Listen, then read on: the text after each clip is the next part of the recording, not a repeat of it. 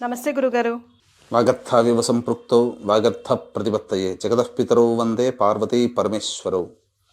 ఆదిత్యాయ చ సోమాయ మంగళాయ బుధాయ చ గురుశుక్రశనిభ్యశ్చ రాహవే కేతవే నమః. శృంగేరి జగద్గురు పీఠాధిపతులకి, కంచి పీఠాధిపతులకి నమస్కారములు తెలియజేసుకుంటూ కార్యక్రమాన్ని ప్రారంభిద్దాం. గురుగారు, ఈ భాద్రపద పౌర్ణమి మాసంలో పాక్షిక చంద్రగ్రహణం వచ్చింది. అంటే మన భారతదేశానికి ఇది వర్తిస్తుందా, వర్తించదా? ఒకవేళ వర్తించకపోయినా మన సుమన్ టీవీ ఇతర దేశాల వాళ్ళు, ఇతర దేశాల్లో ఉన్న తెలుగు వాళ్ళు కూడా వీక్షిస్తారు కాబట్టి ఉన్న వాళ్ళు ఎలాంటి నియమాలు పాటించాలి ఒకసారి తెలియజేస్తారా? తప్పకుండానమ్మా. భాద్రపద మాసం పౌర్ణమి తిథి రోజున పాక్షిక చంద్రగ్రహణం అనేటువంటిది ఏర్పడుతుంది. ఇది సెప్టెంబర్ 17-18 మధ్యకాలంలో ఏర్పడుతుంది. అయితే మన యొక్క పాక్షిక చంద్రగ్రహణ ప్రభావం మన భారతదేశంలో కనిపించదు. ముంబైతో సహా ఇతర ప్రాంతాల్లో కొన్ని ప్రదేశాలలో కనిపిస్తుంది. కానీ ఆ సమయానికి సూర్యోదయం అయ్యి ఉంటుంది కాబట్టి ఈ యొక్క సంబంధించినటువంటి చంద్రగ్రహణం అనేటువంటిది మనకు కంటికి కనిపించదు. పైగా మన భారతదేశంలో కనిపించినటువంటి గ్రహణానికి గ్రహణ నియమాలు పాటించకూడదు. కానీ గ్రహణం వల్ల వచ్చే దోషాలు కొన్ని రాశుల వారికి కొన్ని దోషాలు, కొన్ని ఇబ్బందులని చెప్పబడ్డాయి. కాబట్టి ప్రపంచంలో ఎక్కడ గ్రహణం వచ్చినా ఆ గ్రహణానికి సంబంధించినటువంటి కొన్ని రాశుల వారికి మంచి, కొన్ని రాశుల వారికి చెడు అని అయితే ఏ విధంగా చెప్పబడుతుందో అదంతా కూడా ప్రపంచానికి సంబంధించినటువంటిది, విశ్వానికి సంబంధించింది. విశ్వంలో కేవలం మనం మాత్రమే కాదు కదా, ఎంతో మంది ఉన్నారు. అంటే మొత్తము జీవానికి సంబంధించినటువంటిది యొక్క గ్రహణాలు. కాబట్టి ఈ గ్రహణాల వల్ల ఏ రాశుల్లో జన్మించిన వాళ్ళు ఎటువంటి ఇబ్బందులు ఎదుర్కొంటే అలాగే ఏ రాశిలో జన్మించినట్టు వాళ్ళు సంతోషం కలుగుతుంది అని మనకు శాస్త్ర ప్రకారం చెప్పబడింది. కాబట్టి దాన్ని అనుసరించి మనం గనక ముందుకు వెళ్ళినట్లయితే అన్ని రకాలుగా మన జీవితం ఆనందదాయకంగా ఉంటుందని చెప్పవచ్చు. కాబట్టి అందుకనే కొంతమంది జాతకాలు చూపించుకుంటారమ్మా. చూపించుకున్నప్పుడు అద్భుతంగా ఉందండి, మీకు ఈ సంవత్సరం ఇంకా ఇబ్బంది లేదండి అని అంటుంటారు. కానీ ఎందుకు మరి అద్భుతంగా ఉన్నది జరగలేకపోతుందంటారు అంటే ప్రకృతిలో ఏర్పడేటువంటి యొక్క కొన్ని సమీకరణాలు మానవాళిని ప్రభావితం చేస్తాయి. వాళ్ళు ఎంత గొప్ప జాతకంలో ఉన్నా వాళ్ళకి ఆ యొక్క ప్రభావం ఉంటుంది. ఉదాహరణకి ఒక వ్యక్తికి 63వ సంవత్సరంలో అతి గొప్ప రాజయోగం ఉన్నది అనుకోండి, గండ దోషాలు ఉన్నప్పుడు అల్పాయుష్యుడుగానే పోయాడు అనుకోండి, 60 సంవత్సరాల్లో వచ్చే యోగం అతనికి పడుతుందా? పట్టదు.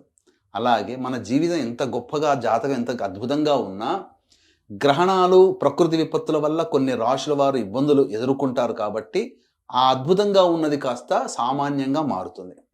అందుకనే ప్రపంచంలో ఎక్కడ గ్రహణాలు సంభవించినా, ఉల్కాపాతములు కనిపించినా దాని యొక్క ప్రభావము కొన్ని రాశులు, ఇప్పుడు కెనడీ హత్య, గాంధీ హత్యకు సంబంధించినటువంటి సమీకరణాల్లో తోకచుక్కలు కనిపించాయి. ఆ తోకచుక్కలు కనిపించకూడదు, కామెట్స్ అంటారు వాటిని. కనిపించినట్లయితే ఏదో ఒక గొప్ప పరిపాలకుడు, గొప్ప పేరున్న వ్యక్తి మరణిస్తాడని చెప్పి మనకు సందర్భం.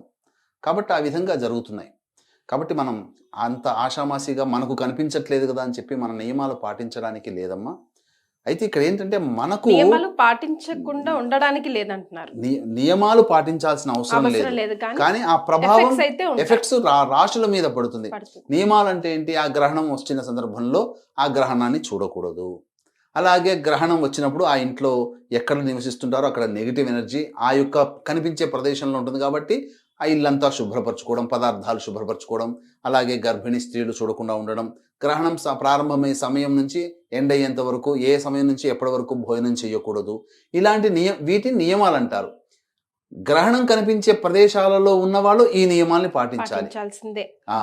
కానీ ప్రపంచవ్యాప్తంగా గ్రహణాలు ఎక్కడ సంభవించినా ఆ గ్రహణాల ప్రభావము జన్మించినటువంటి వ్యక్తుల యొక్క ఏ రాశుల్లో జన్మించారో ఆ రాశుల మీద ఉంటుంది. కాబట్టి ప్రపంచవ్యాప్తంగా ఆయా రాశుల్లో జన్మించిన వాళ్ళు ఖచ్చితంగా కొన్ని పరిహారములు చేసుకోవాల్సిందే, దేవతారాధన చేసుకోవాల్సిందే. అయితే ఈ సెప్టెంబర్ 18వ తారీఖు రోజున ఏర్పడేటువంటి యొక్క గ్రహణ ప్రభావము అనేటువంటిది మన దేశంలోనైతే మన కాలమానికి మనం కన్వర్ట్ చేసుకుంటే సెప్టెంబర్ 18వ తారీఖు రోజున ఉదయం 6:11 ప్రారంభమై 10 గంటల 17 నిమిషాల వరకు ఉంటుంది. అంటే సుమారు 4 గంటల వరకు ఈ యొక్క గ్రహణం అనేటువంటిది ప్రభావం ఈ యొక్క ప్రపంచవ్యాప్తంగా ఉంటుంది.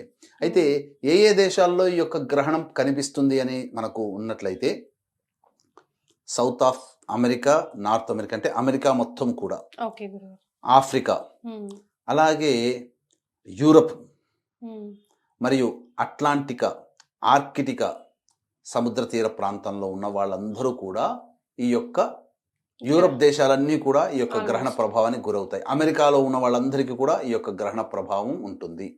అలాగే ఏషియాలో కొన్ని ప్రాంతాలు, అందులో మన భారతదేశానికి ముంబైలో కొన్ని ప్రాంతాల్లో ముంబైలో కనబడుతుంది. ఉమ్, కాబట్టి అమెరికాలో ఉన్నటువంటి వాళ్ళకైతే 17వ తారీఖు రాత్రి తెల్లవారితే 18 అనగా అంటే 12 తర్వాత వస్తుంది కదా, 12 గంటల 41 నిమిషాల నుంచి ఉమ్, తెల్లవారుజామున 4 గంటల 47 నిమిషాల వరకు ఈ యొక్క గ్రహణ ప్రభావం అనేటువంటిది ఉంటుంది.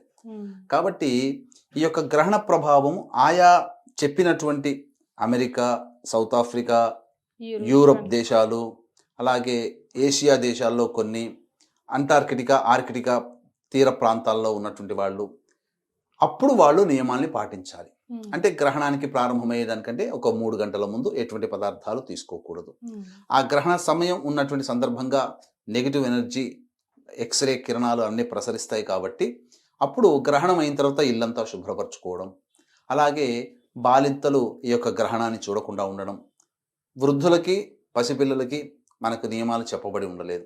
కాబట్టి ఈ నియమాల్ని అక్కడ పాటిస్తూ ప్రపంచవ్యాప్తంగా ఈ యొక్క పాక్షిక చంద్రగ్రహణ ప్రభావం వలన ఏ ఏ రాశుల వారికి సమస్యలు వస్తాయి అని అంటే, అయితే ఇంతకుముందు చెప్పినట్టుగా ఏ ఏ రాశుల మీద ప్రభావం ఉంటుందంటే మళ్ళీ ఒకసారి మీకు తెలియజేస్తాను.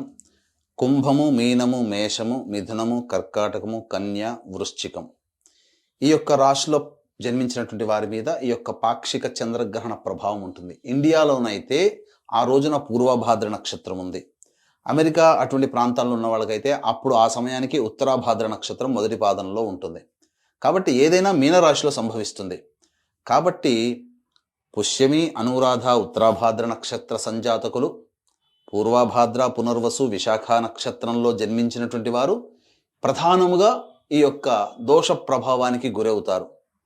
ఈ చెప్పినటువంటి కుంభమీన, మేష, మిథున, కర్కాటక, కన్య, వృశ్చిక రాశిలో జన్మించిన వారు కూడా ఈ యొక్క పాక్షిక చంద్రగ్రహణ దోష ప్రభావానికి గురవుతారు.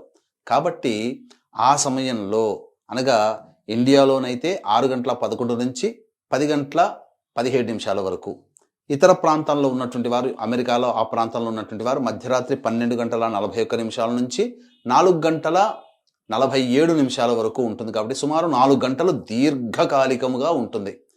కాబట్టి ఆ సమయంలో అమెరికా ప్రాంతంలో ఉన్న వాళ్ళైతే మధ్యరాత్రి అవుతుంది కాబట్టి ఆ సమయంలో అందరూ నిద్రపోతారమ్మా. అవును.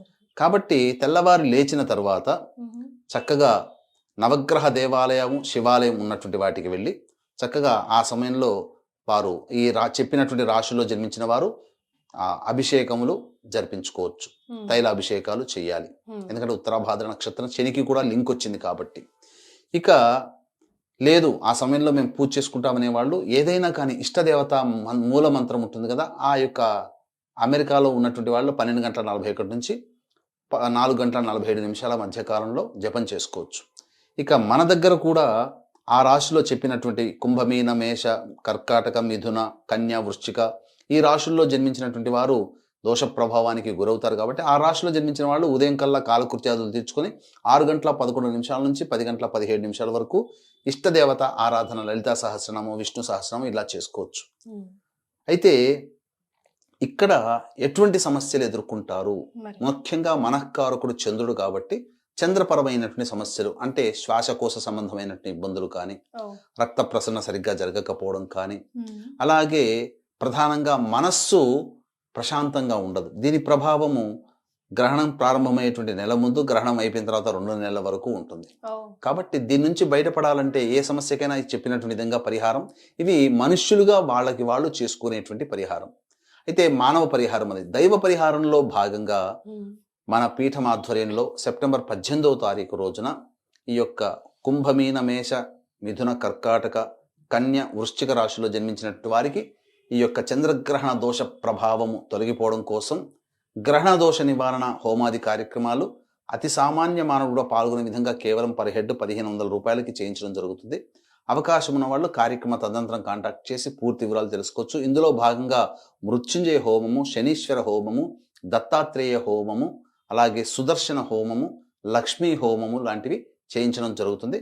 అవకాశం ఉన్న వాళ్ళు కార్యక్రమ తదనంతరం కాంటాక్ట్ చేసి వివరాలు తెలుసుకోవచ్చు. వివాహ సంబంధమైనటువంటి దోషాల నివారణకు కూడా హోమాలు జరపబడుతున్నాయని చెప్పవచ్చు. ఇక ప్రధానంగా ఎటువంటి దానములు చేయాలి ఆ సమయంలో? ముఖ్యంగా చంద్రబింబము, వెండితో చేసినటువంటి చంద్రబింబము, ముత్యము మరియు ఈ యొక్క సంబంధించినటువంటివి నువ్వులు, బియ్యము దానం ఎవరికి? బ్రాహ్మడికి దానం చేయాలి. ఇక అనాథలకి మరియు వృద్ధాశ్రమంలో ఉన్నటువంటి వారికి, మానసిక శారీరక వికలాంగుల్లో ఉన్నటువంటి వారికి ఏవైనా కానీ వాళ్ళకి తినే పదార్థాలు పంచిపెట్టవచ్చు. మానసిక వికలాంగులకి ఇచ్చితే చాలా ప్రీతిపాత్రుడు అవుతాడు శని భగవానుడు. ఇక పారిశుద్ధ్య కార్మికులకు కూడా వంట వండుకునే సామాన్లు కూడా ఇవ్వవచ్చునమ్మా. ఇలా దాన కార్యక్రమాలకు బ్రాహ్మడికి ఇవ్వవచ్చు. అవకాశం ఉంటే మీకు దగ్గరలో ఇటువంటివి చెప్పినటువంటి విధంగా ఉన్నటువంటి వాళ్ళకైనా మీరు ఇచ్చి ఆ దాన కార్యక్రమాలు చేయవచ్చు. తద్వారా ఏమవుతుంది? మనం సంపాదించుకున్న దాంట్లో ఎంతసేపటికి కప్పలా బతకడం కాదమ్మా, తాబేలులా బతకమంటుంది. కప్ప నీటిలో ఉన్నప్పుడు నీటిని ఇలా వేసుకుంటుంది, ఈదుతుంది నీళ్ళలో. కానీ తాబేలు ఇలా అంటుంది, ఇలా అంటుంది.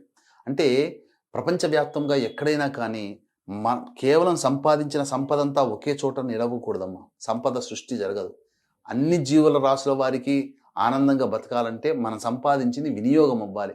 అందుకనే దీన్ని దృష్టిలో పెట్టుకుని దానాది కార్యక్రమాలు, పూజా కార్యక్రమాలు అనేటువంటివి అనేకంగా చెప్పబడ్డాయి. ఈ యొక్క పూజా దానాది కార్యక్రమాలు చేయడం వల్ల ఎంతమందికి, ఎన్ని వర్గాల వారికి ఉపాధి కలుగుతుంది. ఒక వివాహం చేయడం వల్ల పందిళ్ళు వేసేవాళ్ళు, వంట వాళ్ళు, అలాగే కుర్చీలు, టెంట్ సామాన్లు అమ్ముకునే వాళ్ళు, ఇలా అనేక వర్గాల్లో ఉన్న వాళ్ళకి అవుతుంది ఒక పూజ అనేది చేయడం వల్ల. కాబట్టి మనం చేసేటువంటి ఏ పని అయినప్పటికీ కూడా 10 మందిని దృష్టిలో పెట్టుకొని చెప్పేటువంటి పూజా కార్యక్రమాలు. కాబట్టి కేవలం ఒక వర్గం వారికే ఆపాదించేది. కాబట్టి దానాది కార్యక్రమాలు చేయనప్పుడు ఇప్పుడు ఎందుకంటే చాలామందికి ఈ విధంగా విభిన్నమైన ప్రశ్నలు వేస్తున్నారు. కాబట్టి దానము బ్రాహ్మడు తీసుకునేదే దానము. కాబట్టి అవకాశం ఉంటే సర్వభూత హితం కోరి మనం ధర్మశాస్త్రం చెప్పబడుతుంది. కాబట్టి ఇతరులకు కూడా మనం దానాది కార్యక్రమాలు చేయడంలో తప్పు లేదు. అన్ని వర్గాల వారు ఆనందంగా ఉంటారు మన యొక్క చేసేటువంటి పనుల వల్ల అని చెప్పవచ్చమ్మా. రైట్. సో పాక్షిక చంద్రగ్రహణం రోజు చేయాల్సినవి, చేయకూడని విధి విధానాలు గురుగారి ద్వారా తెలుసుకున్నారు కదా, పాటించండి, అంతా మంచి జరుగుతుంది. ధన్యవాదాలు గురుగారు. సర్వం శ్రీ ఉమామహేశ్వర పరబ్రహ్మార్పణమస్తు.